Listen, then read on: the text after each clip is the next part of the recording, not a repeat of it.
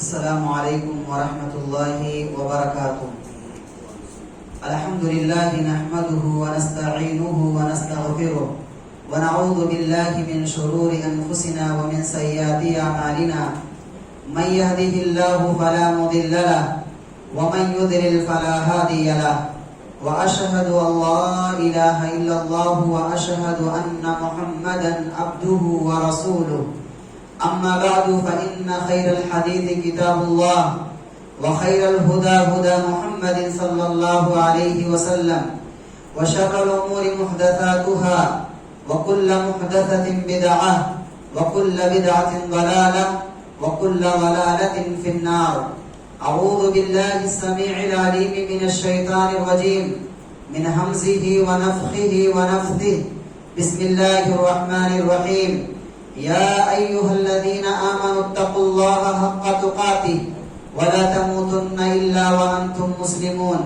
يا أيها الناس اتقوا ربكم الذي خلقكم من نفس واحدة وخلق منها زوجها وبث منهما رجالا كثيرا ونساء، واتقوا الله الذي تساءلون به والأرحام، إن الله كان عليكم رقيبا۔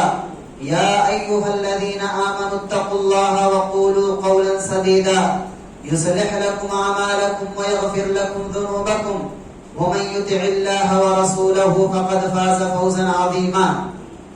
وقال الله تبارك وتعالى في مقام آخر: الحج أشهر معلومات، فمن فرض فيهن الحج فلا رفث ولا فسوق ولا جدال في الحج۔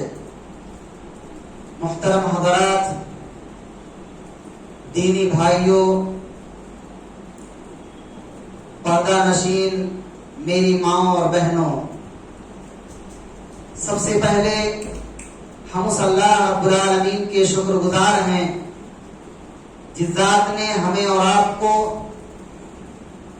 اپنے احکامات سیکھنے اور سمجھنے اور اس کے تقاضے کے مطابق عمل کرنے کی توفیق بخشی ہے۔ بعدہ درود و سلام نازل ہوں تمام نبیوں پر، بالخصوص ہمارے آخری نبی جناب محمد مصطفیٰ صلی اللہ علیہ وسلم پر۔ اللہم صلی علی محمد وعلی آل محمد کما صلیت علی ابراہیم وعلی آل ابراہیم انکا حمید مجید۔ اللہم بارک علی محمد وعلى آل محمد كما باركت على إبراهيم وعلى آل إبراهيم إنك حميد مجيد۔ محترم بھائیوں، ہم اور آپ یہاں صرف اور صرف اس مقصد کے لیے جمع ہوئے ہیں تاکہ حج جو اسلام کا ایک بنیادی رکن ہے، اسلام کے 5 ارکان میں سے 5واں بنیادی اور اہم رکن ہے، اس کو جان کر کے، اس کے طریقے کو جان کر کے قرآن اور سنت کے مطابق ہم اس کی ادائیگی کر سکیں، کیونکہ یہ ایک واحد عبادت ہے جس عبادت میں ایک وقت میں روحانی، مالی اور جسمانی ہر طرح کی عبادت اس میں انجام دی جاتی ہے۔ مال بھی ہم خرچ کرتے ہیں، جسمانی طور سے بھی کاوشیں اور محنتیں، مشقتیں اٹھاتے ہیں، اور اپنا قیمتی سرمایہ ڈھیر سارا مال خرچ کرتے ہیں۔ تو ضروری ہے کہ ہم جو اپنا مال خرچ کر رہے ہیں حج جیسی عظیم عبادت کے لیے، اس کا صحیح طریقہ جان لیں تاکہ ہمارا مال، ہمارا سرمایہ اللہ رب العالمین کی راہ میں قبول ہو جائے۔ حج اگر کوئی صاحب استطاعت ہے، یعنی مکہ المکرمہ تک پہنچنے اور اس کے اخراجات برداشت کرنے کی طاقت رکھتا ہے، تو زندگی میں اس پر ایک مرتبہ حج فرض ہو جاتا ہے۔ اللہ نے کہا: وَلِلَّهِ عَلَى النَّاسِ حِجُّ الْبَيْتِ مَنِ اسْتَطَاعَ إِلَيْهِ سَبِيلًا۔ ہر انسان پر جو عاقل ہو، بالغ ہو، سمجھ بوجھ رکھتا ہو، اس پر اس کی زندگی میں ایک مرتبہ حج فرض ہے اگر وہ صاحب استطاعت ہے۔ یاد رہے، اگر آپ کی زندگی میں حج فرض ہو گیا تو تاخیر بالکل نہیں کرنی چاہیے۔ صاحب استطاعت ہو گئے تو کیا پتا آج آپ کے پاس مال ہے، کل وہ مال آپ کے پاس نہ ہو۔ آج اللہ نے آپ کو صحت دی ہے، جوانی میں طاقت دی ہے، سمجھنے بوجھنے کی صلاحیت دی ہے، لیکن ہو سکتا ہے بعد میں یہ ساری صلاحیتیں ختم ہو جائیں۔ آج آپ امیر ہیں، کل آپ فقیر اور قلاش ہو جائیں۔ اس لیے جتنا جلدی ہو سکے اپنی اس فردیت سے ادا کر کے اپنے آپ کو بری کر لیں۔ یاد رہے، حج ایسی عظیم عبادت ہے کہ اگر صحیح طریقے سے ادا کیا جائے، الحج المبرور لیس له جزاء الا الجنہ، اگر حج مبرور ہے، صحیح طریقے سے ادا کی گئی ہے تو اس کا بدلہ جنت ہے۔ حج کرنے کے بعد اللہ رب العالمین سابقہ تمام خطاؤں کو مٹا دیتے ہیں۔ عمر بن عاص رضی اللہ تعالیٰ عنہ نبی کریم صلی اللہ علیہ وسلم کے پاس آئے اور کہا میں اسلام قبول کرنا چاہتا ہوں، آپ سے اسلام پر بیعت کرنا چاہتا ہوں، آپ ذرا ہاتھ آگے بڑھائیے۔ آپ نے ہاتھ آگے بڑھایا تو عمر بن عاص رضی اللہ عنہ نے اپنا ہاتھ پیچھے کھینچ لیا۔ آپ نے کہا عمر بن عاص تم نے ایسا کیوں کیا؟ کہا اللہ کے نبی صلی اللہ علیہ وسلم میں ایک شرط لگانا چاہتا ہوں۔ کہا وہ شرط کیا ہے؟ کہا کیا اسلام قبول کرنے کے بعد میری ساری خطائیں معاف کر دی جائیں گی؟ آپ صلی اللہ علیہ وسلم نے فرمایا اما علمت ان الاسلام يهدم ما كان قبله وان الهجرة تهدم ما كان قبلها وان الحج يهدم ما كان قبله۔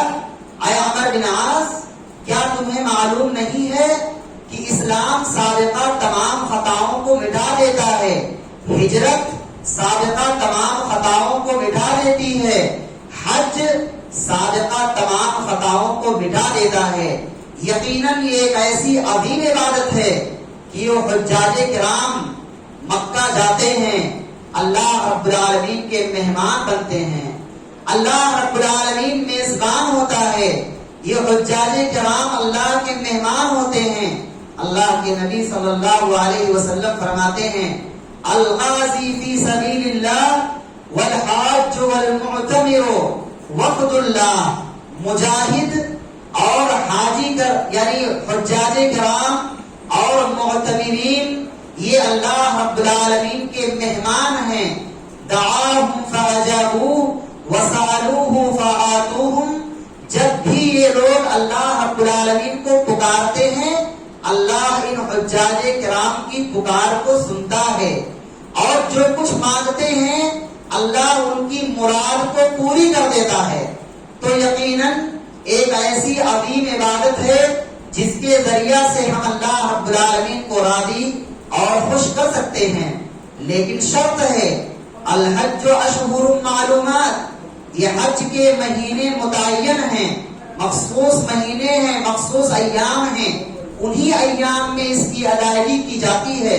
فمن فرض فیہن الحج فلا رفث ولا فسوق ولا جدال فی الحج، جس پر حج فرض ہو جائے جب وہ حج کرے تو گالی گلوچ نہ کرے، لڑائی جھگڑا نہ کرے، جنگ و جدال سے کام نہ لے۔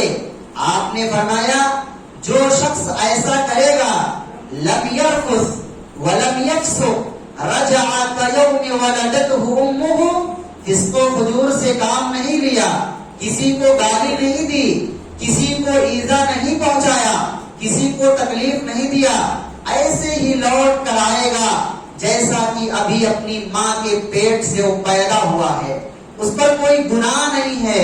تو یقیناً ہمیں اور آپ کو ان فضیلتوں کو مد نظر رکھتے ہوئے ہم اپنا اپنا سرمایہ، اپنا مال، اپنی طاقت و قوت، اپنا وقت جو صرف کر رہے ہیں خالص اللہ کی عبادت کے لیے ہونا چاہیے۔ حج کے سفر سے پہلے ہمیں کچھ آداب یاد رکھنے چاہیے، کچھ گزارشات آپ تمام حجاج کرام سے ہے۔ کیوں؟ اس لیے کہ اللہ نے 10 لاکھ لوگوں میں آپ کا انتخاب فرمایا ہے۔ یہ بہت بڑے شان کی بات ہے اور عظمت کی بات ہے۔ کتنے ایسے لوگ ہوتے ہیں پیسہ ہوتا ہے پھر بھی انہیں موقع نہیں ملتا، یا کچھ ایسے قسم کے لوگ ہوتے ہیں طاقت و قوت توانائی سب کچھ ہونے کے باوجود اللہ رب العالمین انہیں توفیق نہیں دیتا۔ یقیناً اللہ نے اگر آپ کو توفیق دی ہے تو یہ اللہ رب العالمین کا بہت بڑا احسان آپ تمام افراد احباب پر ہے۔ اس لیے سب سے پہلی گزارش یہ ہے کہ اپنے اندر اخلاص پیدا کریں۔ یہ بہت ہی بنیادی عمل ہے۔ آج بہت سارے حجاج کرام جب حج سے واپس آتے ہیں یا حج کے ایام میں ہوتے ہیں تو ان کے اندر سے خلوص کا فقدان نظر آتا ہے، اخلاص نہیں ہوتا۔ بہت سارے لوگ اس لیے حج کرنے جاتے ہیں تاکہ واپس آؤں تو لوگ مجھے حاجی کہیں، یا کچھ لوگ یہ بیان کرتے ہیں مولانا حج کرنے کا ان سال تو ارادہ نہیں تھا لیکن کچھ لوگ کہنے لگے تو کچھ لوگوں کے کہنے کی بنیاد پر میں نے بھی حج کا فارم بھر دیا۔ یہ اخلاص کے فقدان کا طریقہ اور نظریہ یہیں سے ختم ہو جاتا ہے۔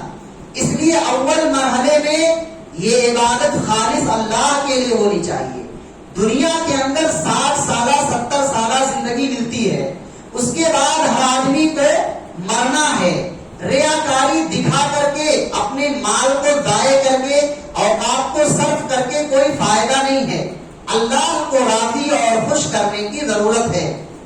دوسری گزارش یہ ہے جو حج میں اخراجات آتے ہوں وہ رزق حلال سے ہو، حلال کمائی سے ہو۔ اللہ رب العالمین فرماتا ہے، پیارے نبی صلی اللہ علیہ وسلم نے کہا یا ایھا الناس، اے لوگو، ان اللہ طیب لا یقبل الا طیبا، اللہ تعالی پاک ہے، پاکیزگی کو پسند کرتا ہے، حلال مال کو پسند کرتا ہے۔ اس کے بعد آپ صلی اللہ علیہ وسلم نے ایک آدمی کا تذکرہ کیا، کہا ایک آدمی ہے یطیل السفر اشعث واغبر یمد یدیہ الی السماء ویقول یا ربی یا ربی ومطعمه حرام ومشربه حرام وملبسه حرام وغذي بالحرام فأنى يستجاب لذلك۔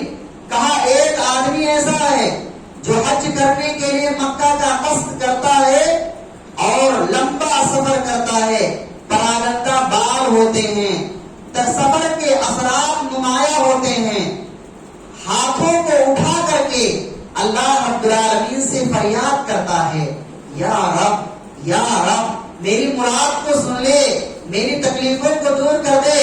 اللہ کے نبی نے فرمایا حالانکہ اس کا کھانا حرام، اس کا لباس حرام کا، اس کی غذا حرام کی، اس کا حج میں اخراجات حرام کا، فَأَنَّى يُسْتَجَابُ لِذَلِكَ، تو اس کی یہ دعائیں کیسے قبول ہوں؟ حالانکہ اس نے دعا کی قبولیت کے لیے سارے آداب کو اختیار کیا، صبر کیا، تکلیف برداشت کی، سب پریشانیاں اٹھائیں، لیکن سب کچھ برباد ہو گیا کیونکہ اس کا کوئی عمل حلال کا نہیں تھا۔ اس لیے ضروری ہے ہم حلال مال کے ذریعہ سے اس عظیم عبادت کو انجام دیں۔ تیسری گزارش یہ ہے، جیسا کہ آپ تمام احباب حج سیکھنے کے لیے یہاں حاضر ہوئے ہیں، یہی گزارش ہے کہ مناسک حج کو حج کی ادائیگی سے پہلے سیکھ لیں، کیونکہ آپ نے فرمایا خذوا عنی مناسککم، مجھ سے حج کے طریقے سیکھ لیں۔ اسی طریقے سے ایک عظیم گزارش یہ بھی ہے، اس مجلس کو آخری مجلس نہ سمجھیں، اس مجلس کو آخری مجلس نہ سمجھیں، بلکہ اس کے بعد علماء سے رابطے میں رہیں، دعائیں سیکھیں، طریقے سیکھیں. کہیں کوئی پریشانی ہو فوراً اپنی مرضی کے مطابق فیصلہ کرنے کے بجائے اہل علم سے رجوع کیا جائے. یہ تقاضا ہے حجاج کرام کا. اور جنہیں علم نہیں ہے ان کی یہ ذمہ داری ہے کہ وہ اہل علم سے رابطہ کریں. آئیے ان تمہید کے ساتھ اور کچھ آداب کے ساتھ اب حج کا طریقہ اور حج کے سلسلے میں گفتگو کرتے ہیں. آپ کو بتاؤں حج کی 3 قسمیں ہیں. ایک ہے حج افراد، دوسرا حج قران، تیسرا ہے حج تمتع. عام طور سے ہندوستان کے جو حجاج ہیں وہ حج تمتع کرتے ہیں. تمتع کا معنی ہوتا ہے فائدہ اٹھا لینا، کیونکہ اس کے اندر ایک حاجی سب سے پہلے عمرہ کرتا ہے، اس کے بعد عمرہ سے فراغت کے بعد سلا ہوا لباس جو عام طور سے لباس کرتا پاجامہ پینٹ وغیرہ پہنتے ہیں اس سے فائدہ اٹھا لیتا ہے. اس کے بعد جب یوم الترویہ کا دن ہوتا ہے یعنی 8 ذی الحجہ تو پھر وہاں سے حج کا احرام باندھتا ہے. تو یہ حج تمتع ہے. تمتع کا معنی فائدہ اٹھا لینا، اور یقیناً اس میں فائدہ ہے، بہتری ہے، آرام ہے. اس کے بالمقابل حج افراد ہے تو اس میں صرف حج کیا جاتا ہے، عمرہ نہیں. حج قران اس میں حج عمرہ بھی ہوتا ہے اور حج بھی ہوتا ہے، لیکن اس میں احرام بیچ میں کھول نہیں سکتے بلکہ جاری رکھنا ہوتا ہے. تمتع میں آپ کھول کر کے سلا ہوا لباس پہن سکتے ہیں، لیکن قران میں آپ کو جانور ہی مکہ لے جانا ہوتا ہے تو تکلیف کا معاملہ ہے. ویسے آپ صلی اللہ علیہ وسلم نے حج قران ہی کیا ہے اور آپ نے خواہش ظاہر کی کہ اگر توفیق ملی تو حج تمتع ہی کرتا. یہ آپ کی خواہش تھی. بہرحال علماء کے درمیان اختلاف ہے افضلیت کے بارے میں. تو یہ 3 قسمیں ہیں، حج افراد، حج قران، حج تمتع.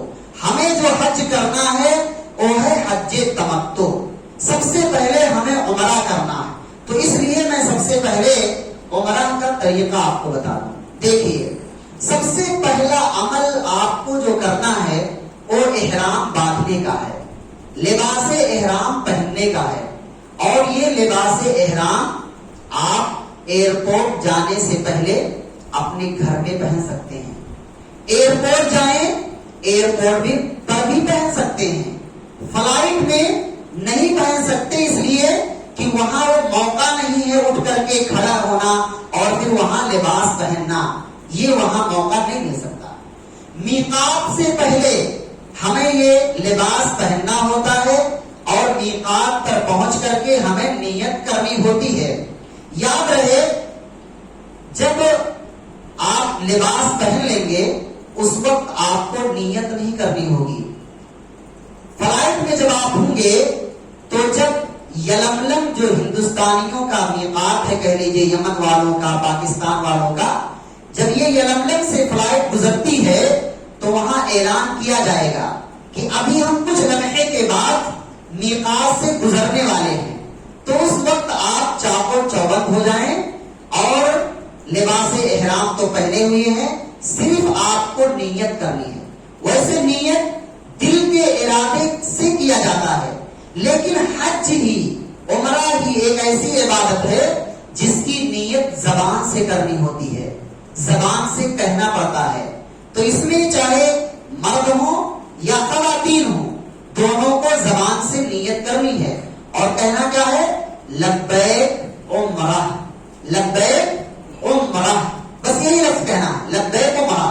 اس کے بعد آپ تلبیہ پکاریں گے، لبیک اللہم لبیک لبیک لا شریک لک لبیک ان الحمد والنعمت لک والملک لا شریک لک.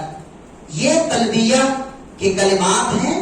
ان کلمات کو اس کے بعد نیت کرنے کے بعد آپ عمرہ کرنے یعنی طواف کرنے سے پہلے تک اپنی زبان پر جاری و ساری رکھیں گے. مرد حضرات بلند آواز سے اور خواتین پست آواز میں تلبیہ پکاریں گے. لباس پہننے کا طریقہ کیا ہے وہ طریقہ بھی میں چاہتا ہوں کہ بتا دوں. تو دادا بھائی سے گزارش کرتا ہوں آپ تشریف لائیں اور کیسے پہنا جاتا ہے وہ بتا دیں گے. بالکل جس طرح سے ہم لنگی اور ازار پہنتے ہیں اسی طرح سے ہمیں پہننا ہے. سب سے پہلے ازار پہنے. دیکھیے بدن پر کچھ بھی نہیں رہے گا, نہ ٹوپی, نہ کوئی کپڑا, نہ بنڈی, کچھ بھی نہیں رہے گا, بس خالص یہی دو کپڑے ہوں گے.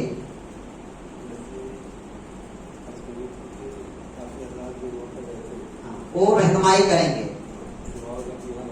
ہاں بتا بھی دیتے ہیں جی. حج کمیٹی کی جانب سے آپ کی رہنمائی بھی کی جائے گی, لیکن پہلے سے آپ کو معلومات ہے تو آپ دوسروں کی رہنمائی کیجئے, دوسروں کو تبلیغ کا کام کیجئے. جو ہے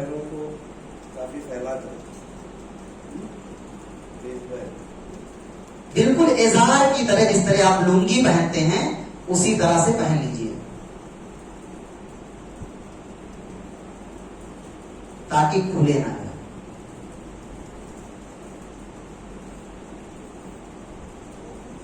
اس کے بعد آپ بیلٹ لگائیں گے. یہ بیلٹ اس لیے ہے تاکہ آپ کا پاسپورٹ ہے, پیسہ ہے, قیمتی چیز ہے, موبائل ہے, ان چیزوں کو آپ محفوظ کر سکیں.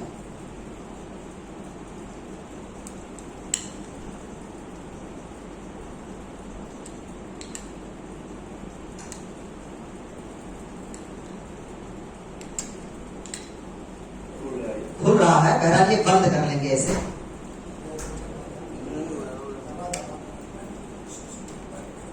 وہ اصل میں رہنے دیجیے, سمجھ گئے آپ لوگ.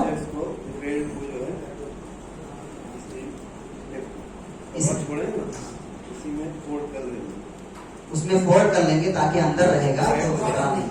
چھپا لیں گے, نہیں بھی چھپائیں گے تو بھی کوئی حرج نہیں ہے. بس اس کا ایک فائدہ یہ ہے کہ آپ کا کھلے گا بھی نہیں, اور دوسرا یہ کہ آپ ساز و سامان بھی رکھ سکتے ہیں, اور دوسرا ہے اوپر آپ کو لباس ڈالنا ہے.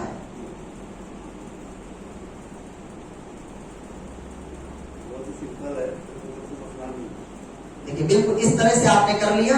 اس کے بعد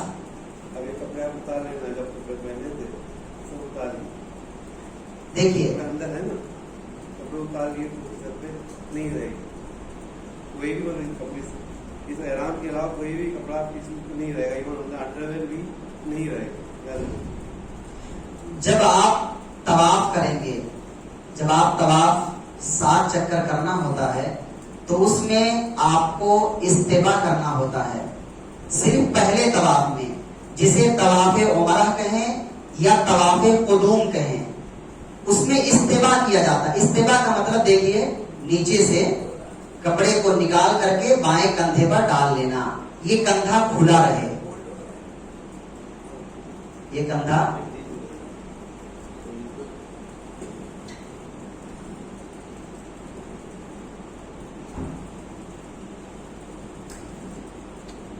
نیچے سے, یہ کندھا آپ کا کھلا رہے گا.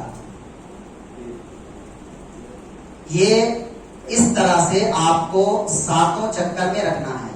اس کے بعد ہمیشہ آپ کا کندھا بند رہے گا, ڈھکا رہے گا. بعض لوگ یہاں غلطی یہی کرتے ہیں, بھول جاتے ہیں اور مقام ابراہیم کے پیچھے کندھا کھول کر کے نماز پڑھنا شروع کر دیتے ہیں.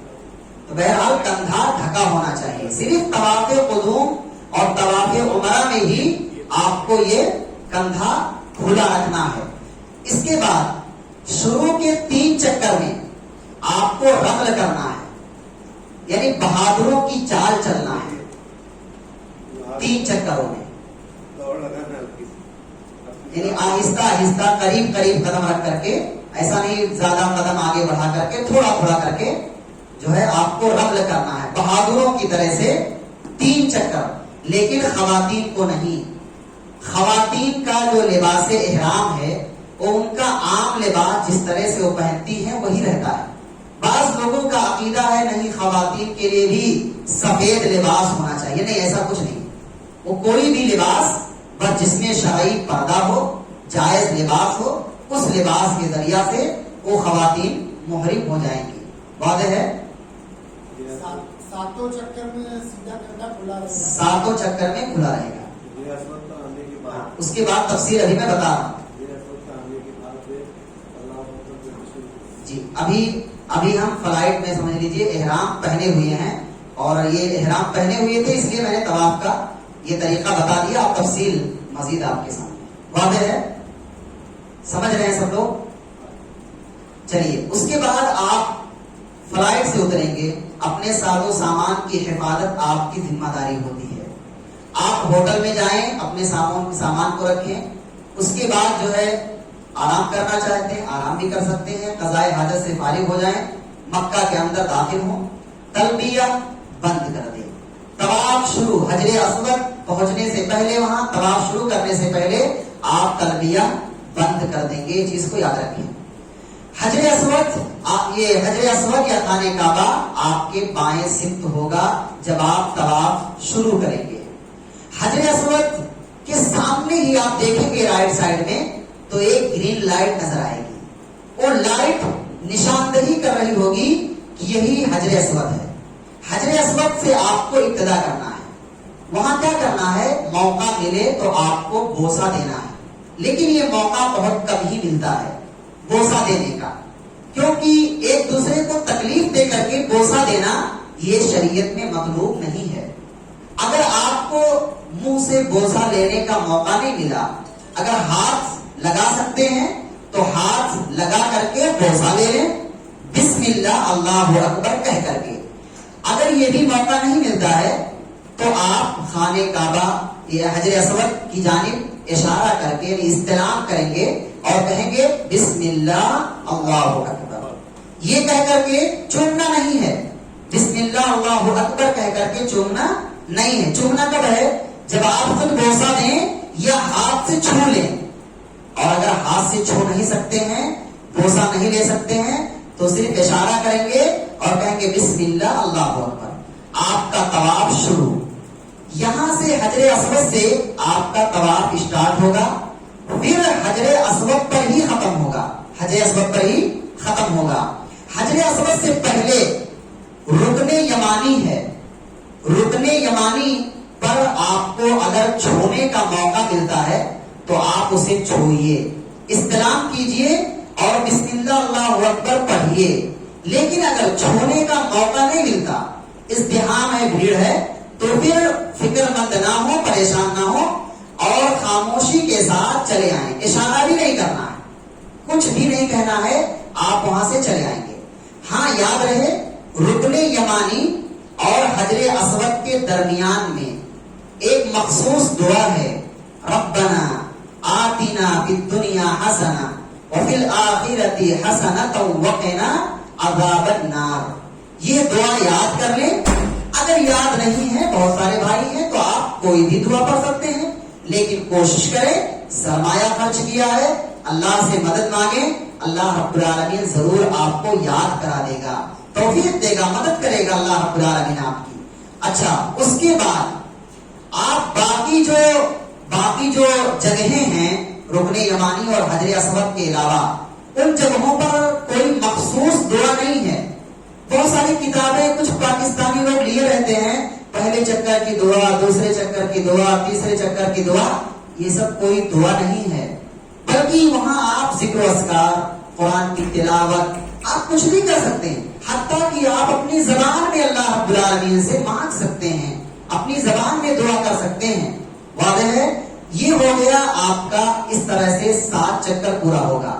ایک چکر جب آپ واپس آئیں گے حجر اسود پر، جب پورا ہوگا تو پھر آپ کو اشارہ کرنا ہے بسم اللہ اللہ اکبر. دوسرا چکر بسم اللہ اللہ اکبر. اس طرح سے آپ کو 7 چکر لگانے. ہاں، اگر کہیں نماز کا وقت ہو جائے مثلا، تو جہاں آپ طواف کر رہے ہوتے ہیں، جس جگہ ہوتے ہیں، وہیں پر چھوڑ دیجئے، نماز پہلے پڑھیے. اس کے بعد پھر طواف جہاں آپ نے چھوڑا ہے وہیں سے شروع کر دیجئے. یا طواف کے دوران میں آپ کو قضاء حاجت کی ضرورت پیش آ گئی، آپ نے 4 طواف کیا، 3 طواف ابھی باقی تھے، تو آپ جائیے قضاء حاجت سے فارغ ہو جائیں، پھر چوتھے چکر سے اسٹارٹ کر دیں. ایسا نہیں ہے کہ آپ کو پھر نئے سرے سے شروع کرنا پڑے گا، ایسا نہیں ہے. یہ ہو گیا. दाखिल हो गए और हमने पहली नजर में काबा देखा तो उसके लिए उसकी कोई मखसूस दुआ नहीं है। खाने काबा को देख करके कोई पढ़ी जाने वाली दुआ नहीं है। मस्जिद के अंदर दाहिना कदम दाखिल करेंगे और मस्जिद में दाखिल होने की दुआ पढ़ेंगे। बहुत से लोगों का कहना है कि जैसा हम देखेंगे तो जो दुआ पहली मरतबा देखने के बाद मांगी जाती है तो कबूल होगी। इसके लिए मैं आपसे तस्दीक करना चाहता हूँ, क्या और लोगों को भी मालूमात चाहिए? जी, जज़ाकल्लाह खैर। ऐसा कोई सबूत शरीयत में नहीं है कि खाने काबा को देख करके कोई मखसूस दुआ पढ़ी जाए। उसके बाद जब आपका 7 चक्कर पूरा हो जाएगा तो आपके यानी हजरे अस्वद से लगे हुए मकाम इब्राहिम है, उसको मकाम इब्राहिम इसलिए कहते हैं, वहीं पर खड़े होकर के आप अलैहिस्सलाम ने खाने काबा तामीर की थी। उसके पीछे आपको 2 रकात नमाज पढ़नी है और मैंने बता दिया कि 3 चक्करों में आपको रमल करना है, दुल की चाल चलनी है बहादुरों की तरह से और इस्तेवा करना है। इस चीज को याद रखें। 7 चक्कर पूरा हो जाए तो आप फौरन कंधे को ढक लें, याद रखें। उसके बाद मकाम इब्राहिम के पीछे आप नमाज पढ़ेंगे 2 रकात। पहली रकात में कुल या अय्युहल काफिरून, दूसरी रकात में कुल हुवल्लाहु अहद। अगर मसलन याद नहीं है या भूल गए तो कोई भी सूरत आप पढ़ लेंगे तो नमाज आपकी हो जाएगी। लेकिन सुन्नत का तरीका यही है कि पहली रकात में सूरे काफिरून और दूसरी रकात में सूरे इखलास पढ़ा जाए। उसके बाद आप जाएंगे, जमजम का पानी लेंगे, पानी पिएंगे और अपने सर पर भी थोड़ा सा डालेंगे। ये सुन्नत का तरीका है। उसके बाद आप फिर वापस आएंगे, अगर जगह मिले तो हजरे अस्वद को बिस्मिल्लाह अल्लाहु अकबर कह करके इस्तेलाम करेंगे। ये कह करके फिर वापस सफा मरवा की तरफ जाएंगे। अगर वापस आने का मौका नहीं मिला, इतने 20-25 लाख की तादाद के लोग रहते हैं तो मौका मिलना बड़ा मुश्किल होता है, इसलिए आप जमजम का पानी पिएंगे और सीधे सफा की तरफ रुख करेंगे। अगर मकाम इब्राहिम के पीछे नमाज पढ़ने का मौका नहीं मिला, जगह नहीं है, तो आप मस्जिद हराम में कहीं पर भी 2 रकात नमाज पढ़ सकते हैं। उसके बाद सफा पहाड़ी की तरफ रुख करेंगे। सफा पहाड़ी आपको नजर आएगी तो आप उसे देखते ही क्या पढ़ेंगे? इन्ना सफा वल मरवता मिन शाआइरिल्लाह। उसके बाद कहेंगे अब्दउ बिमा बदा अल्लाहु बिह, मैं शुरू करता हूं उसी से जिससे अल्लाह ने शुरू किया है। अल्लाह ने कहा सबसे पहले कुरान में इन्ना सफा, सबसे पहले सफा, उसके बाद अल्लाह ने कहा मरवा। तो नबी सल्लल्लाहु अलैहि वसल्लम ने ऐसे ही कहा इन्ना सफा वल मरवता मिन शाआइरिल्लाह। उसके बाद आपने कहा अब्दउ बिमा बदा अल्लाहु बिह। उसको आप वहीं से शुरू करना होगा। 7 चक्कर सफा और मरवा के लगाने होंगे। सफा पर खड़े होकर के आपको खाने काबा की जानिब अपना रुख करना होगा और अपने दोनों हाथों को उठाना होगा दुआ के लिए। दोनों हाथ उठाएंगे तो क्या कहेंगे? 3 मरतबा अल्लाहु अकबर, अल्लाहु अकबर, अल्लाहु अकबर। उसके बाद ये दुआ पढ़ेंगे ला इलाहा इल्लल्लाहु वहदहु ला शरीका लहू लहुल मुल्कु व लहुल हम्दु व हुवा अला कुल्ली शैइन कदीर। ला इलाहा इल्लल्लाहु वहदहु अंजज़ा वअदहु व नसरा अब्दहु व हज़मल अहज़ाब वहदहु। ये दुआ पढ़ेंगे कितनी बार? 3 बार। यानी आपने 1 मरतबा ये पढ़ लिया, उसके बाद इस दरमियान आपको क्या करना है? दुआ मांगनी है। आप अल्लाह रब्बुल आलमीन से जो भी उर्दू में, अरबी में जो भी याद है आप पढ़ते रहिए। उसके बाद फिर दूसरी मरतबा अल्लाहु अकबर, अल्लाहु अकबर, अल्लाहु अकबर, ला इलाहा इल्लल्लाह, ये मुकम्मल दुआ पढ़ेंगे। फिर दुआ मांगेंगे अल्लाह रब्बुल आलमीन से जो कुछ मांगना है। उसके बाद फिर तीसरी मरतबा ये दुआ पढ़ेंगे और कुछ अल्लाह रब्बुल आलमीन से मांग करके और हाथ नीचे कर लेंगे। माना है कि ये दुआ का सिलसिला यहाँ खत्म हो जाता है। उसके बाद आप मरवा की जानिब चलेंगे।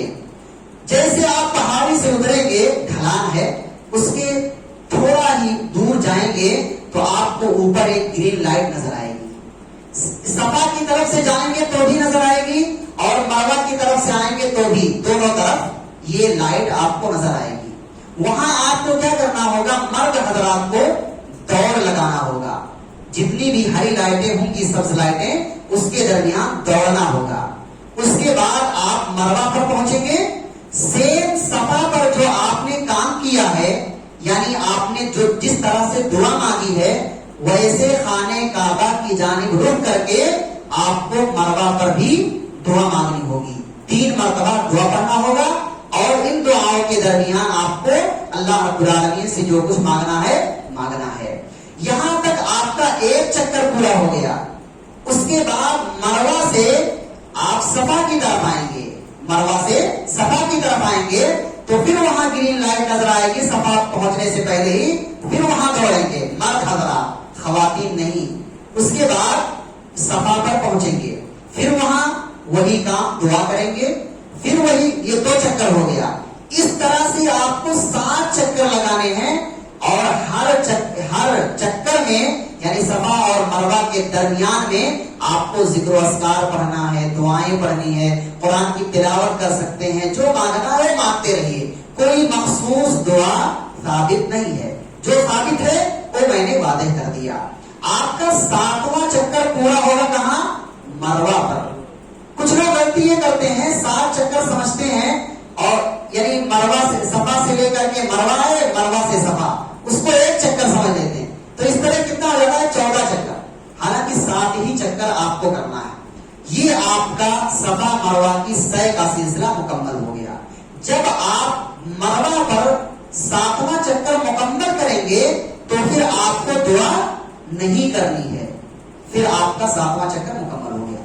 پھر وہاں دیکھیں گے کچھ حجام قینچی لیے رہتے ہیں اور یا حاج کہہ کر بلاتے ہیں اور 5 ریال سستے میں کام کرانے کے لیے حاجی جو ہے جلدی سے اپنا کام کروا لیتا ہے. حالانکہ وہ لوگ کیا کرتے ہیں, سر کے بعد حصوں کی جانب قینچی چلا کر چھوڑ دیتے ہیں.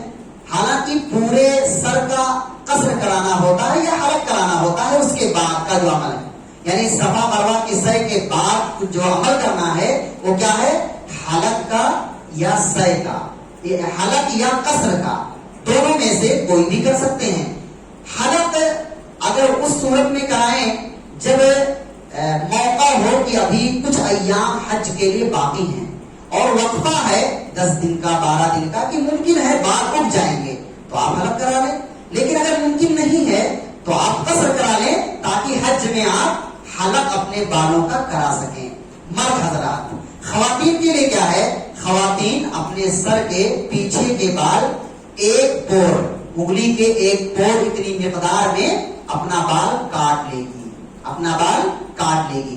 اور آج آپ باہر نکلیں گے, مروہ کی جانب سے نکلیں یا پھر واپس صفا کی طرف سے آئے, بہت سارے راستے ہیں.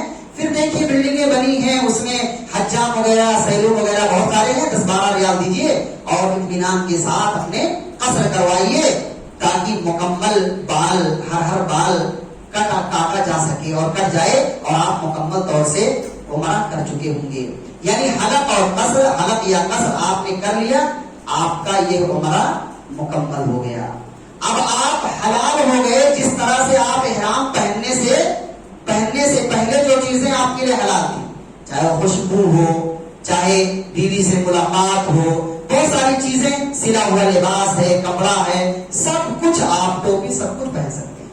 اور پھر انہی لباس میں آپ نفل طواف بھی کر سکتے ہیں. نفلی طواف آپ کو جتنا کرنا ہے کرتے رہیے اگر موقع ہے کہ ابھی حج کے ایام باقی ہیں. کچھ لوگ کیا کرتے ہیں, بہت سارا عمرہ کرتے ہیں. کہاں سے, مسجد عائشہ سے. ایسا اس کا کوئی ثبوت نہیں ہے. اللہ نے آپ کو ایک عمرے حج کی توفیق دی ہے, آپ وہی کیجئے. اور حرم میں کتنا ثواب ہے ایک نماز پڑھنے کا, 1 لاکھ. وہی نماز پڑھیے اور نفلی طواف کرتے رہیے. اللہ رب العالمین یہ دعاؤں کو قبول کرے گا, عبادتوں کو قبول کرے گا. بعض لوگ کوئی مری ہوئی خالہ, مری ہوئی نانا, ان کی جانب سے پورے عمرے 20-25 کر ڈالتے ہیں. اتنے سارے عمرے کیے ہم نے, اس کے بعد آ کر کے لوگوں سے بیان کرتے پھرتے ہیں. یہ شرعی طریقہ نہیں ہے. یہ آپ کا عمرہ مکمل ہو گیا. کچھ اس میں اشکال ہے؟ مولانا اگر ہم عمرہ ہونے کے بعد ہم ہمارے روم پہ جا کے بال نکال سکتے ہیں؟ نکال سکتے ہیں، اس میں کوئی حرج نہیں ہے؟ کوئی حرج نہیں ہے۔ اس کے بعد احرام نکالنا، اس کے بعد بال نکالنے کے بعد احرام نکالنا، بال نکالنے کے بعد ہی احرام نہیں نکالنا۔ جیسا ہم نے ایک مشین خریدی ہے، کیونکہ اگر پورے بال نکلیں گے تو آج کے دوران ہم سر پہ بال نہیں رہے گے جی تو میرا ارادہ ایسا ہے کہ ہم جا کے بیٹا یا باپ ایک دوسرے کے مشین کے ذریعے اپنے روم میں بال نکال یہ تو چلے گا؟ جی جی چلے گا، بہت بہتر ہے۔ لیکن احرام رکھنا ہے اس کو، احرام رکھنا ہے، آپ حلق یا قصر کروا لیں گے پھر احرام نکال دیں گے، اور ایک دوسرے کا ہر کوئی کاٹ سکتا ہے، اور اس میں بہتری ہوتی ہے بنسبت اس کے کہ کچھ پیسے ایک مشین لیجیے اور اس کے ذریعے بہت سارے رشتہ داروں کا حلق یا قصر کروا دیجیے۔ صفا اور مروہ پر نماز کا جب وقت ہو جائے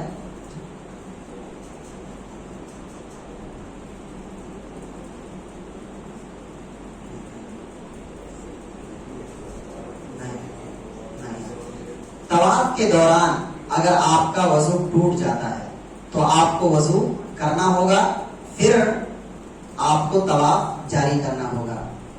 رہی بات صفا مروہ کی صحیح کا مسئلہ، اگر وہاں ہوا کا اخراج ہوا، وضو ٹوٹ گیا تو آپ جاری رکھیے، اس سے کوئی حرج نہیں ہے۔ نماز پڑھنی ہے مقام ابراہیم کے پیچھے تو نماز کے لیے، اور طواف کو بھی نماز قرار دیا گیا ہے، اس اعتبار سے باوضو رہنا ضروری ہے۔ اب اس کے بعد آپ اپنے ہوٹل میں رہیں گے یا جہاں کہیں بھی حج کمیٹی کی جانب سے آپ کو جگہ ملی رہے گی وہاں آپ رہیں گے، اور پھر آ کر کے جو ہے طواف کرتے رہیں گے، نمازیں پڑھتے رہیں گے، نمازوں کی پابندی کرتے رہیں گے۔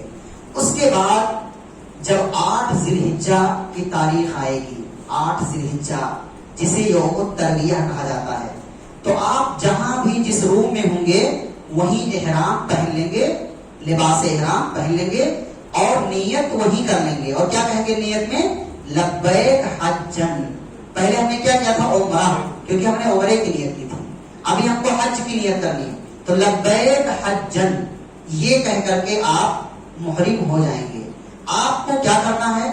سورج نکلنے کے بعد، طلوع آفتاب کے بعد آپ کو مینا کے لیے روانہ ہو جانا ہے، مینا جانا ہے۔ مینا میں زوال کے بعد اذان ہوگی، تمام نمازیں متعینہ وقت پر ہوں گی۔ ظہر کی نماز کے لیے اذان ظہر کے وقت میں، عصر کا عصر کے وقت میں، مغرب کا مغرب کے وقت میں، عشاء کا عشاء کے وقت میں، فجر کا فجر کے وقت میں۔ مینا میں آپ کو 8 تاریخ کو 5 نمازیں پڑھنی ہے۔ یہ پوری 5 نماز کیسے پڑھنی ہے؟ قصر کے ساتھ، یعنی ظہر کی 2 رکعت، عصر کی 2 رکعت، مغرب کی 3 ہی رکعت، عشاء کی 2 رکعت، وتر نہیں چھوڑنی ہے، وتر پڑھنی ہے۔ اس کے بعد فجر کی جو سنت ہے وہ بھی پڑھنی ہے، اور 2 رکعت فجر کی نماز ہے ہی، کیونکہ آپ صلی اللہ علیہ وسلم وتر کی نماز اور فجر کی سنت کو سفر میں بھی ترک نہیں کیا کرتے تھے۔ ہاں آپ سے بہت سارے لوگ ایسے ہوں گے جو الجھیں گے کہ بھائی ہم یہاں پہنچ گئے، اب تو ہم مقیم ہیں، ہمیں قصر نہیں کرنا چاہیے۔ آپ ان کو سمجھا دیے، بات بتا دیے، اگر اس نے مان لیا تو ٹھیک ہے، نہیں مانے تو اس کی وجہ سے اپنا حج خراب نہ کیجیے۔ جب وہ جدال سے کام نہ لیں، آپ کا کام ہے صحیح بات بتا دینا، ہدایت دینا یہ اللہ رب العالمین کا کام ہے۔ تو مینا میں یہ کام کرنا ہے۔ آپ پہنچیں گے، آپ اپنے خیمے میں جائیں گے، قضاء حاجت سے فارغ ہوں گے، سامان رکھ دیں گے، جو بھی ضروری چیزیں ہیں وہ سب آپ کرنے کے بعد اطمینان کے ساتھ متعینہ وقت پر نماز پڑھیں گے۔ اس کے بعد جو وقت رہے گا وہاں کیا کرنا ہے؟ ذکر و اذکار، توبہ، استغفار، قرآن کی تلاوت، جو بھی مواقع ہیں وہ کرتے رہیے۔ اس کے بعد 9 ذی الحجہ فجر کی نماز ہم کہاں پڑھیں گے؟ مینا میں۔ اس کے بعد 9 ذی الحجہ لگ جائے گا، یعنی اس کو کیا کہتے ہیں؟ یوم عرفہ۔ پھر ہم کو مینا کے بعد کہاں جانا ہے؟ عرفہ جانا ہے۔ کب نکلنا ہے؟ سورج کے طلوع ہونے کے بعد، سورج کے طلوع ہونے کے بعد ہم نکلیں گے عرفہ کے لیے۔ زوال کے بعد جب عرفہ میں پہنچیں گے تو زوال کے بعد خطبہ ہوتا ہے، خطبہ سنیں گے، خطبے سننے کے مواقع ملیں گے تو سنیں۔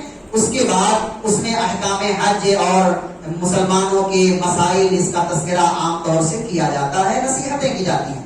اس کے بعد ظہر کے وقت میں ایک اذان ہوگی اور 2 اقامت کے ذریعے ایک ظہر کی نماز پھر عصر کی نماز قصر کے ساتھ پڑھیں گے، یعنی جمع تقدیم کریں گے، ظہر کو عصر کو ایک ساتھ پڑھیں گے، لیکن کب؟ ظہر کے وقت میں، جس کو جمع تقدیم کہتے ہیں۔ اس کے بعد کا پورا وقت آپ فری ہو جائیں گے، اس لیے اللہ نے ایسا نبی صلی اللہ علیہ وسلم کا یہ طریقہ اس لیے ہی رہا کہ تاکہ حجاج کرام دعاؤں میں اپنا وقت صرف کریں اور کافی دعاؤں میں لگے رہیں۔ یہ کام کرنے کے بعد آپ کو جہاں بھی جگہ ملی ہے، حج کمیٹی کے اکثر منتخب ہوتی ہیں جگہیں، یہاں بٹھایا جاتا ہے، اس اعتبار سے وہاں بیٹھ کر کے آپ جو ہے ذکر و اذکار میں لگے رہیں۔ لیٹنا چاہتے ہیں لیٹ بھی سکتے ہیں، کافی وقت ہے، تھکے بھی رہتے ہیں، آرام بھی کر سکتے ہیں، پانی بھی پیے، سب کچھ کریں، اپنے لیے دعا کریں، اساتذہ کے لیے دعا کریں، اپنے رشتہ داروں کے لیے، کنبہ قبیلے کے لیے، بیوی بچوں کے لیے، سب کے لیے وہاں دعا کرتے رہیں۔ اس کے بعد وہاں دیکھیے گاڑیوں میں بہت سارے مشروب فری میں تقسیم ہوتے ہیں، بہت سارے حجاج کرام کی خدمت کی جاتی ہے۔ بعض لوگوں کا معاملہ یہ ہوتا ہے کہ کھانے پینے کے چکر میں عبادتوں کو چھوڑ دیتے ہیں اور بھاگتے ہیں، فلاں کہاں کتنا جوس مل رہا ہے، کہاں کیا مل رہا ہے، کہاں کیا مشروب مل رہا ہے، اسی کے چکر میں رہتے ہیں۔ اپنی ضرورت کی مقدار میں رکھیں اور ہو سکے تو کچھ مضبوط کھانا، پکا کھانا، مانا یہ ہے کہ بسکٹ وغیرہ رکھے رہیں، ضرورت پڑنے پر اس کو خود نوش کر لیا کریں۔ سورج کے غروب ہونے تک آپ کو حدود عرفہ میں رہنا ہے۔ اگر عرفہ نہیں گئے تو آپ کا حج نہیں ہوگا، کیونکہ الحج عرفہ، عرفہ کا نام ہی حج ہے۔ اسی لیے اگر کوئی فجر سے پہلے، یعنی دوسرا دن لگ جائے گا 10 تاریخ، فجر سے پہلے 10 منٹ کے لیے، 5 منٹ کے لیے ہی عرفہ کے اندر آ گیا تو اس کا حج ہو جائے گا۔ تو آپ کو غروب آفتاب تک کہاں رہنا ہے؟ عرفہ میں رہنا ہے، ذکر و اذکار میں مصروف رہنا ہے۔ سورج ڈوب گیا، آپ کو مغرب کی نماز عرفہ میں نہیں پڑھنا ہے، مزدلفہ کی طرف رخ کریں گے۔ لبیک اللہم لبیک لبیک لا شریک لک لبیک ان الحمد والنعمت لک والملک لا شریک لک، تلبیہ کے یہ کلمات جاری رکھیں گے اور سکون اور اطمینان کے ساتھ، بغیر کسی کو دھکا دیے، تکلیف پہنچائے، اطمینان کے ساتھ مزدلفہ پہنچیں گے۔ مزدلفہ میں آپ کا جو کام ہوگا، آپ کے ساتھ بہت سارے گروپ ہوں گے، بہت سارے افراد ہوں گے، تو ان میں سے کوئی ایک اذان دے گا، یعنی اذان اور نماز پڑھنے سے پہلے آپ اپنی قضائے حاجت اور ضروریات سے فارغ ہو جائیں گے، سامان رکھ دیں گے معذب جگہ پر حفاظت ہو سکے۔ اس کے بعد آپ جو ہے، آپ میں سے کوئی ایک اذان دے گا، اس کے بعد 2 اقامت کے ساتھ، یعنی مغرب کی نماز 3 رکعت پڑھیں گے اور عشاء کی نماز 2 رکعت پڑھیں گے ایک ساتھ، یعنی جمع کر کے پڑھیں گے۔ قصر کرنی ہوگی 1 اذان اور 2 اقامت کے ساتھ۔ اس کے بعد آپ کو وہاں سونا ہے، کیونکہ آپ کا طریقہ کیا رہا ہے؟ وہاں سونے کا، مبیت مزدلفہ کہا جاتا ہے، مزدلفہ میں رات گزارنا، آپ کو وہاں سونا ہے۔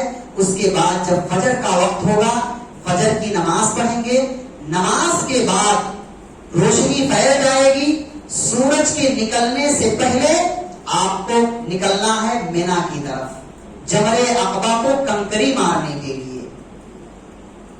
فجر کی نماز کے بعد آپ دعا کریں گے، دعاؤں میں مشغول رہیں گے، جیسا کہ اللہ نے کہا عند المشعر الحرام، مشعر حرام کے پاس آپ ذکر و اذکار کرتے رہیں۔ اسی طرح سے کنکری لینے کا مسئلہ ہے۔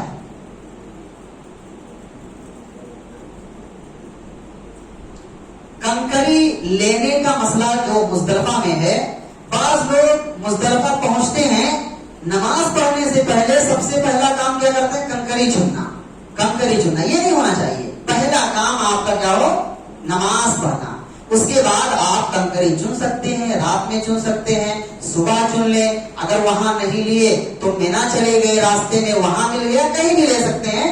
جمرے عقبہ کو کنکری مارنے کے لیے کہیں سے بھی کنکری لی جا سکتی ہے۔ وہ کنکری کی مقدار کوئی ڈھیلا اور پتھر کی ایسا نہ ہو، بلکہ بڑا جو چنا ہوتا ہے اس کی مقدار میں ہو، بڑا جو چنا ہوتا ہے اس کی مقدار میں ہو. کچھ لوگ پھر اس کے بعد اس کو دھلتے ہیں.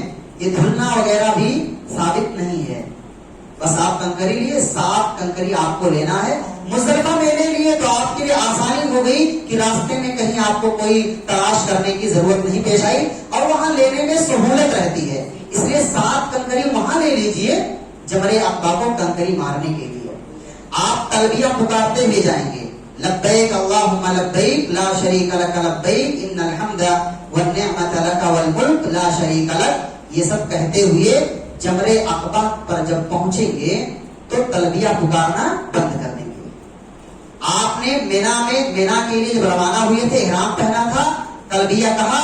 اب یہاں جمرے عقبہ پر اب آپ کا تلبیہ بند. اب آپ کو کہیں پر بھی تلبیہ نہیں پڑھنا ہے. اور یوم النحر کے دن, جسے یوم الحج اکبر کہا جاتا ہے, یوم النحر کو, کیونکہ قربانی کے دن بہت سارے کام کرنے ہوتے ہیں تو اس لیے حج اکبر کا دن کہا جاتا ہے. وہاں ایک ہوگا جمرہ صغرا چھوٹا, اس کے بعد وسطی, اس کے بعد آئے گا کبرا یا جمرہ عقبہ بھی کہا جاتا ہے. 3 جمرات ہیں, پہلے صغرا ہوگا, پھر وسطی, میڈیم, اس کے بعد پھر بڑا والا. تو اس دن آپ کو صغرا وسطی کو کنکری نہیں مارنی ہے. 7 کنکری جو آپ نے لیا ہے صرف بڑے جمرات کو کنکری مارنا ہے. جمرہ عقبہ کو کیسے مارنا ہے؟ بسم اللہ اللہ اکبر. ہر کنکری مارتے وقت بسم اللہ اللہ اکبر, بسم اللہ اللہ اکبر. 7 کنکری پوری ہو گئی. یہ یوم النحر کے دن پہلا کام آپ کو کرنا ہے. کون سی تاریخ کو؟ 10 ذی الحجہ, یوم النحر. پھر اس کے بعد آپ مینا کی جانب آئیں گے, اپنے خیمے میں آئے. اس کے بعد آپ کا کام ہوگا حلق کرانے کا, قصر کرانے کا. تو اس میں ایک دوسرے سے تعاون کر سکتے ہیں جیسا کہ اس سے پہلے بات آئی ہے. اور دوسرا جو عمل ہے وہ قربانی کا, اور قربانی کے لیے آپ اپنا پیسہ حج کمیٹی کو دے دیتے ہوں گے, یا اس طرح سے وہاں بھی راجحی بنک ہے, شریکہ راجحی ہے, ان کو دے سکتے ہیں. یہ سب معتمد کمپنیاں ہیں, ان کے ذریعہ سے آپ کی قربانی ہو جاتی ہے. ورنہ ہر کسی کو اپنا پیسہ نہ دیں, 450 500 ریال جو بھی بنتا ہے ہر کسی کو نہ دیں.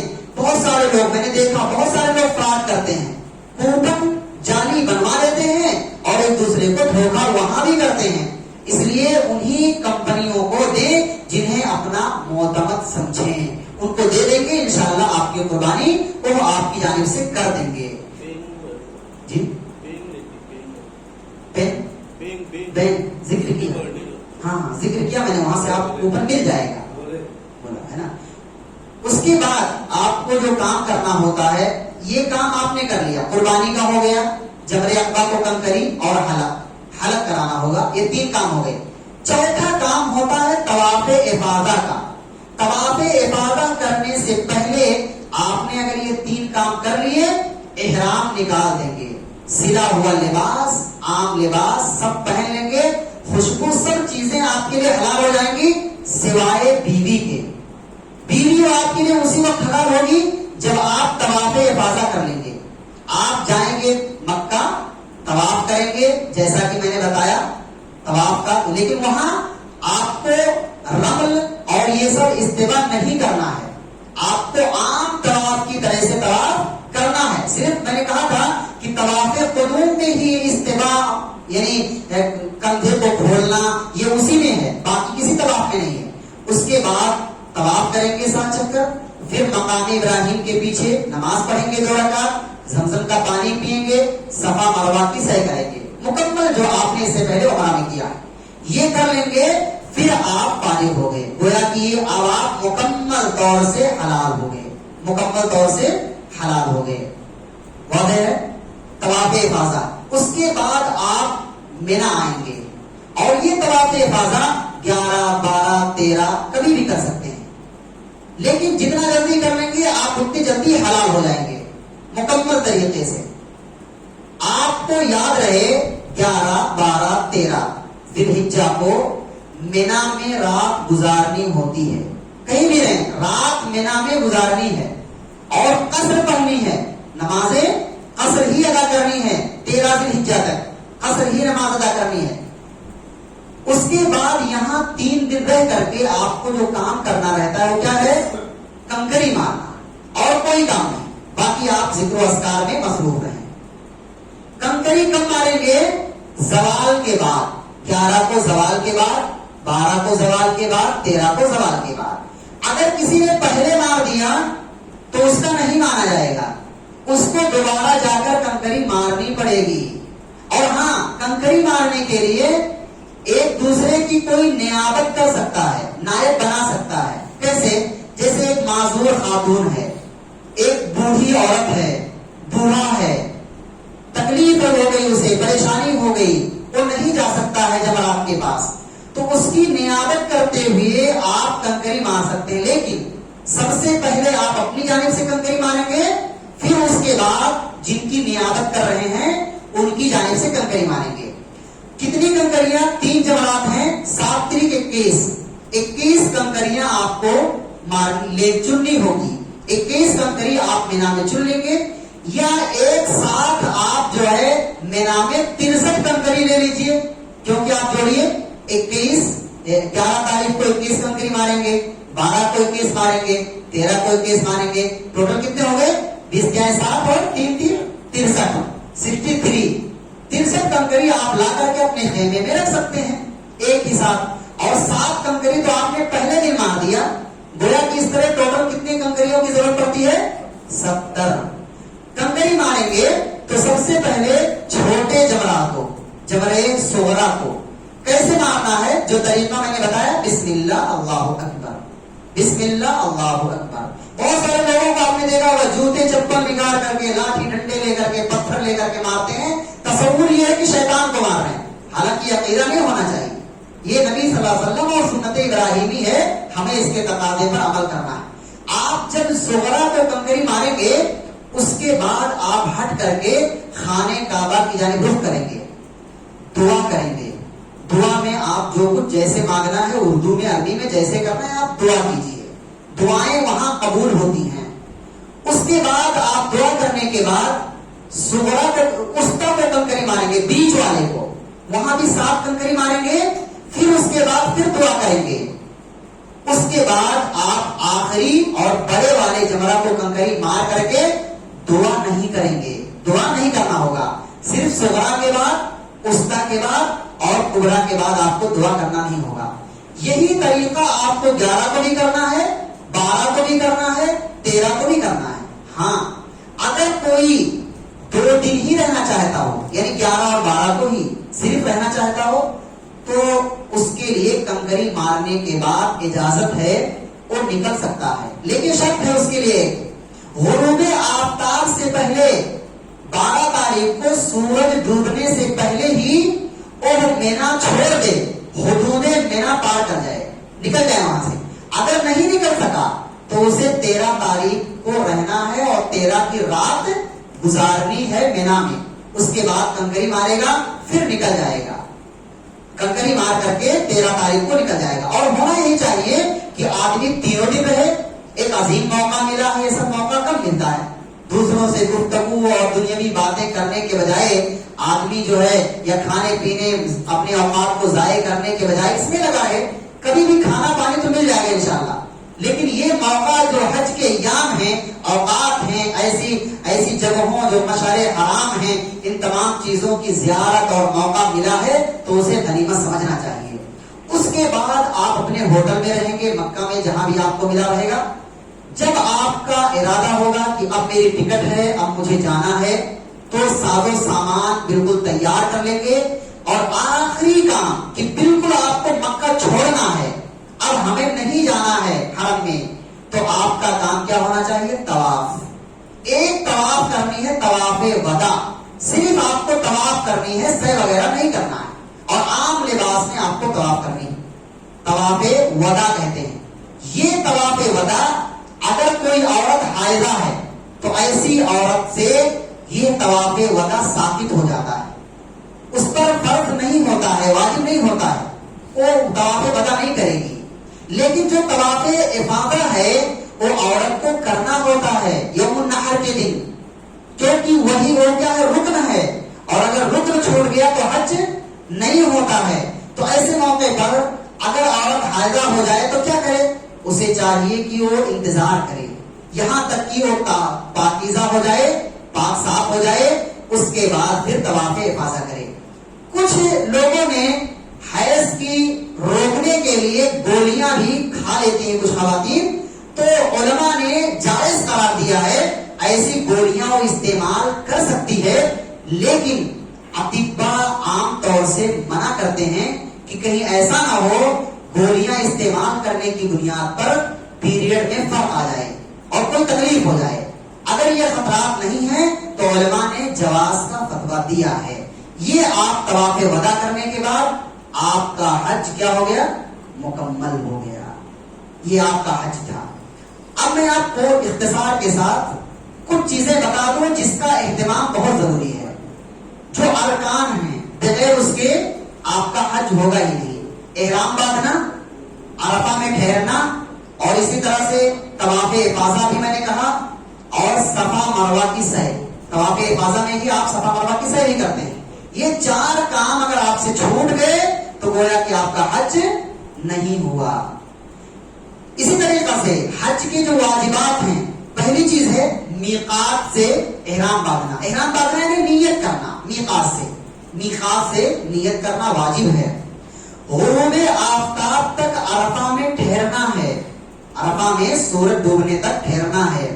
مزدلفہ میں رات گزارنی ہے۔ ایام تشریق 11، 12، 13 میں مینا میں رات گزارنی ہے۔ کنکری مارنا ہے، حلق یا قصر کروانا ہے، طواف وداع کرنا ہے۔ یہ کیا ہے؟ واجبات ہیں۔ اگر کسی سے یہ چیزیں چھوٹ گئیں تو معنی یہ ہے کہ اسے دم دینا پڑے گا۔ دم کے ذریعہ سے اس کی تلافی ہو جائے گی۔ دم کتنا ہوگا؟ 3 دن کا روزہ رکھے گا، یا تو 6 مسکین کو کھانا کھلائے گا، یا تو ایک جانور قربان کرے گا، اور وہی یہ جانور قربان کر کے اہل مکہ کو تقسیم کر دے گا۔ کسی کو مکلف کر کے یہ فدیہ دیا جا سکتا ہے۔ ایک مسئلہ اور ہے حج بدل کا۔ کچھ لوگ حج بدل کرتے ہیں دوسرے کی جانب سے، جائز ہے، مشروع ہے، لیکن شرط یہ ہے جو شخص حج بدل کر رہا ہے دوسرے کی جانب سے، دوسرے کے بدلے میں، تو اس کا خود حاجی ہونا ضروری ہے، وہ پہلے سے حج کیا ہو۔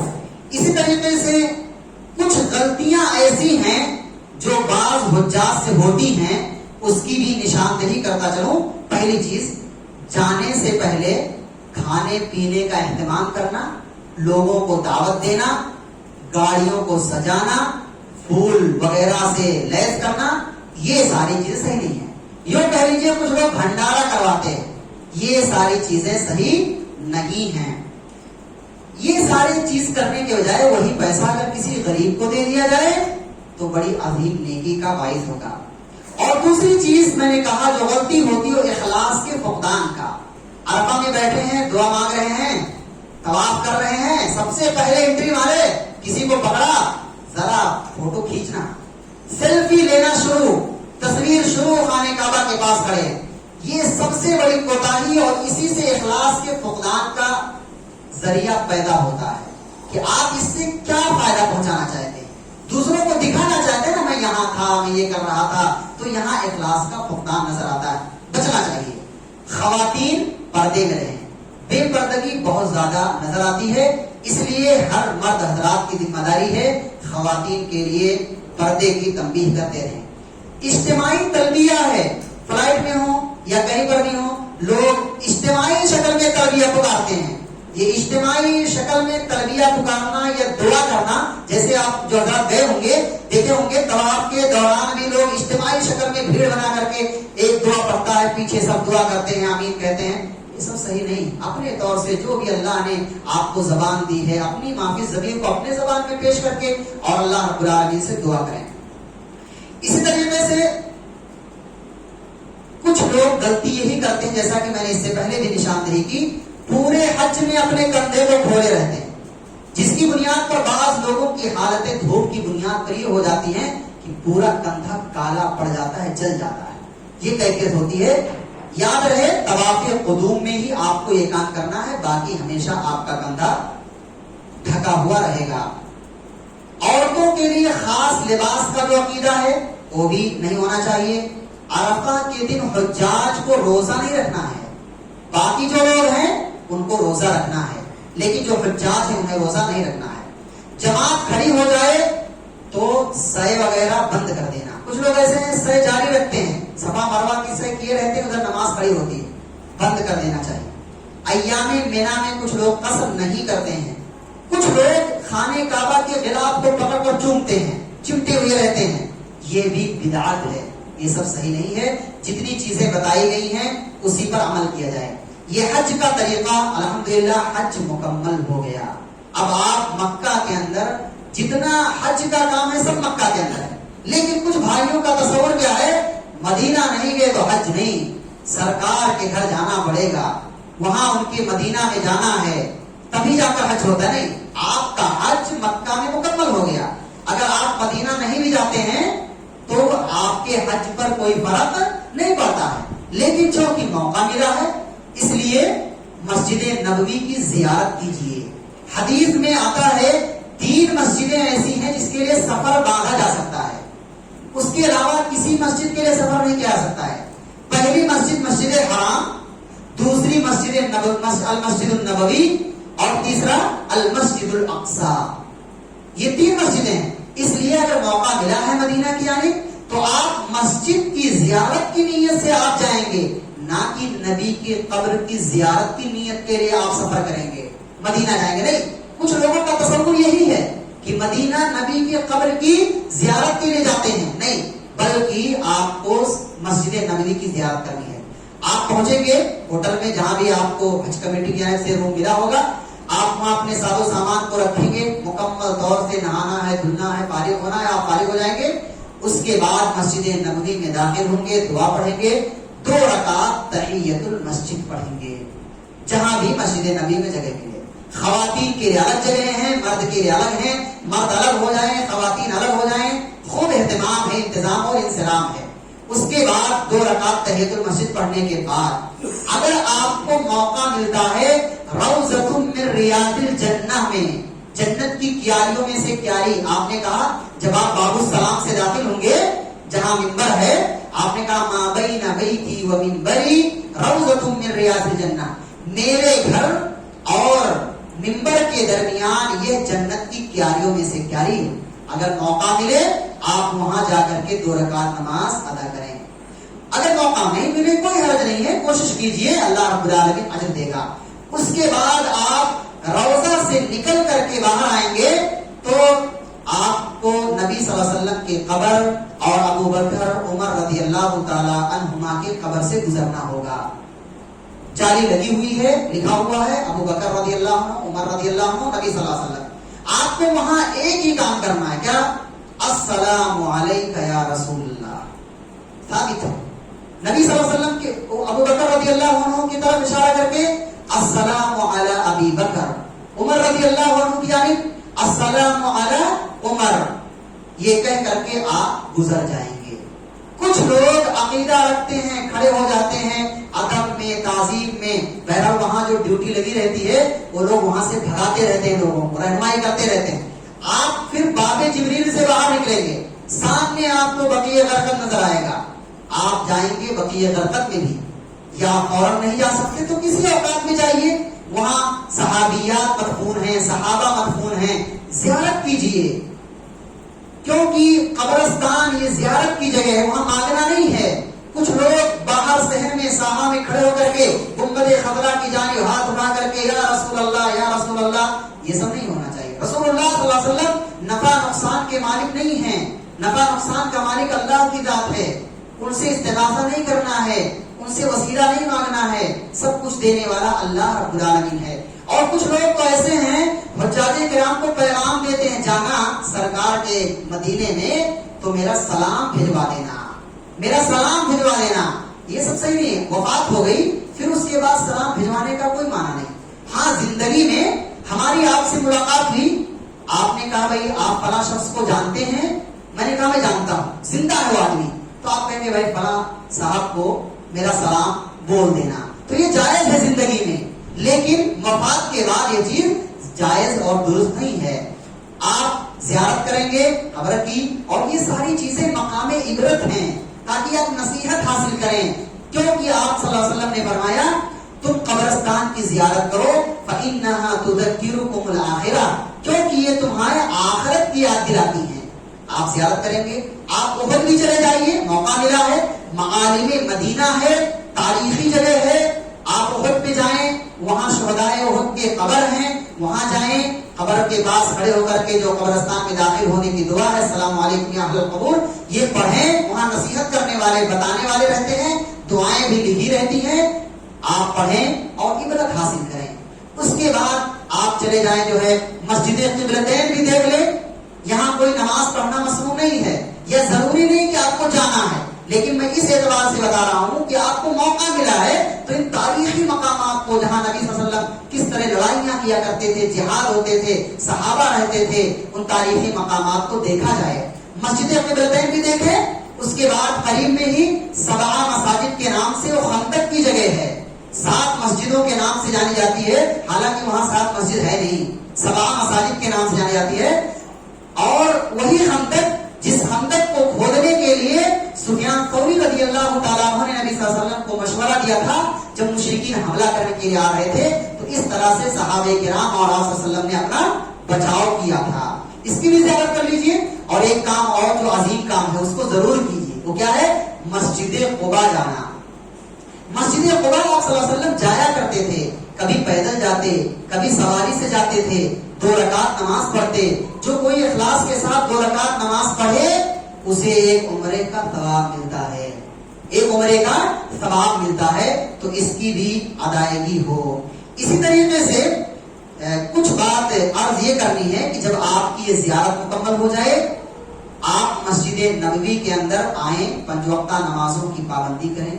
کچھ لوگوں کا عقیدہ یہ ہے کہ 40 نمازیں مسجد نبوی میں پڑھنی ہوتی ہیں، واجب ہے، ایسا ہے، ایسی کوئی فضیلت میں حدیث نہیں ہے، بلکہ 40 دن کے حوالے سے بات آتی ہے کہ اگر کوئی تکبیر اولا کے ساتھ 40 دن کی نماز پڑھتا رہے تو اللہ رب العالمین کے ہاں اس کا بڑا مقام ہے، بڑا ثواب ہے۔ جب آپ حج کر لیں، زیارت کر لیں، آپ عبادت کرتے رہیں جب تک 7-8 دن جو بھی ہے مدینہ میں رہنے کا موقع ملتا ہے، اس کے بعد آپ آئیں، آنے کے بعد کی زندگی کیا ہونی چاہیے؟ آنے کے بعد کی زندگی تقویٰ میں ہونی چاہیے۔ اگر تقویٰ نہیں ہے، حلال اور حرام میں تمیز نہیں ہے، تو مانا یہ ہے کہیں ہم نے حج کی عبادت میں کوئی خلل چھوڑی ہوئی ہے۔ نماز کی پابندی ہو، نیکیوں میں سبقت کرنے کا ہو، خواتین کے اندر پردے کا اہتمام کرنے کا جذبہ پیدا ہو، یہ کچھ ایسی بنیادی چیزیں تھیں جن کی جانب میں نے اشارہ کیا، بتایا۔ دعا ہے اللہ رب العالمین سے، اللہ رب العالمین ہمیں نیک عمل کرنے کی توفیق دے، اللہ شرعی طریقہ جو بتایا گیا ہے اس کی روشنی میں تمام حجاج کرام کو عمل کرنے کی توفیق دے۔ اللہ ہمارے حجاج کرام جو عازمین حج ہیں، حج کا پختہ ارادہ کیے ہوئے ہیں، اللہ انہیں صحت و تندرستی عطا فرما، عافیت دے، امن و سکون کے ساتھ سفر کر سکیں، دقت و پریشانیوں سے محفوظ فرما، امن و سکون کے ساتھ جائیں۔ اللہ رب العالمین ہم تمام لوگوں کو حج مبرور نصیب فرما، جنت الفردوس کے اندر جگہ دے، تمام لوگوں کی عبادتوں میں اخلاص پیدا فرمائے۔ اللہ ہم گنہگار ہیں، خطا کار ہیں، ہمارے گناہوں کو معاف فرما۔ اللہ رب العالمین اس مجلس کے رچانے، بسانے، انعقاد کرنے، اہتمام کرنے تمام لوگوں کا میں تہہ دل سے شکر گزار ہوں۔ اسی طریقے سے بالخصوص میں اپنے دادا بھائی میڈیکل والے جن کے تعاون کے ذریعہ سے یہ مجلس منعقد کی گئی، آپ تمام احباب ان کی ہدایت اور روشنی میں یہاں تشریف لائے، میں ان کا تہہ دل سے استقبال کرتا ہوں اور شکریہ ادا کرتا ہوں آپ تمام احباب کا۔ آپ تمام احباب سے گزارش ہے رابطے میں رہیں۔ ابھی ایک ورقہ دیا جائے گا، اس میں آپ اپنا نام، فون نمبر، ایڈریس وغیرہ لکھ دیں، کبھی کوئی دقت ہو، پریشانی ہو تو رابطہ کیا جا سکے یا اس طرح سے تعلقات بنایا جا سکے۔ ہم آپس میں مسلمان ہیں، ایک دوسرے کے بھائی ہیں، آپس میں ملتے جلتے رہیں، الفت و محبت پیدا کریں۔ دعا ہے رب العالمین ہمارے ہر نیک اور صالح اعمال کو قبول فرمائے، آمین۔ ربنا تقبل منا انک انت السمیع العلیم وتب علینا انک انت التواب الرحیم، وصلی اللہ علی نبینا محمد محمد صلی اللہ علیہ وسلم. السلام علیکم.